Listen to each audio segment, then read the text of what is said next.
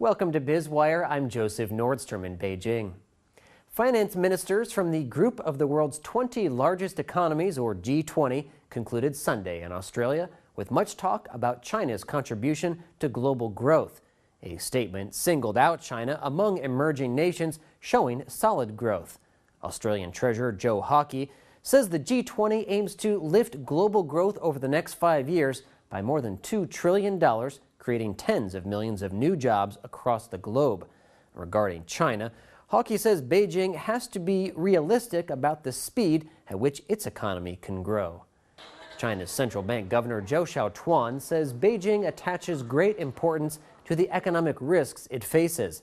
The reform-minded minister says the country is responding cautiously to the growth in off-balance sheet financing known as shadow banking.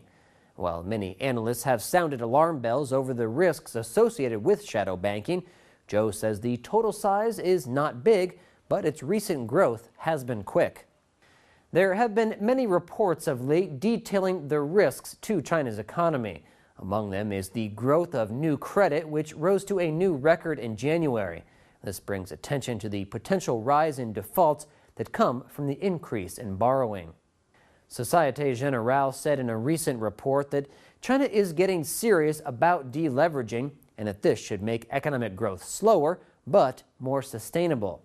Leaders have said they want to rebalance the economy away from the use of borrowing to fund expansion, but so far the opposite has occurred.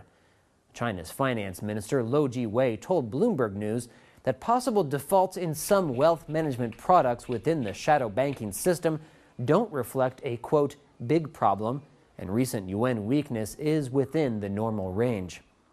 China's currency, the yuan, has weakened recently despite the relative strength of the U.S. dollar to which it is largely tied.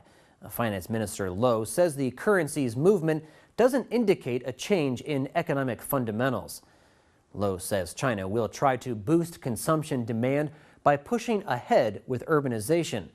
Zhou says the country's rebalancing is going forward as evidenced by the services industry, which he says has now overtaken manufacturing in its impact on GDP growth. Bank of America-Merrill Lynch surveyed fund managers responsible for nearly $600 billion in assets who now say that a slowdown in China is the biggest perceived threat to the global economy. Nearly half of those surveyed, or about 46%, believe China's economy is coming in for a hard landing, bringing with it a collapse in the price of commodities. According to the median of forecasts compiled by Bloomberg, global growth is expected to accelerate to 2.9% in 2014, the quickest pace in 3 years. Zhou says China's contribution to economic growth worldwide is about 30%. Central Bank Governor Zhou Xiaochuan says China's expansion prospects are suitable for the nation and can boost global economic growth. Zhou believes the world's second largest economy can sustain growth of between 7 and 8%. China ended 2013 with a GDP of $9.3 trillion and may reach $10 trillion this year. You're watching Biz Wire on the Blue Ocean Network, China's first and only privately owned English-language broadcast media. Our full episode can be seen on our website, BONTV/biz-wire. Let's turn now to Neil Jones for a quick look at a few stories that are buzzing through the markets.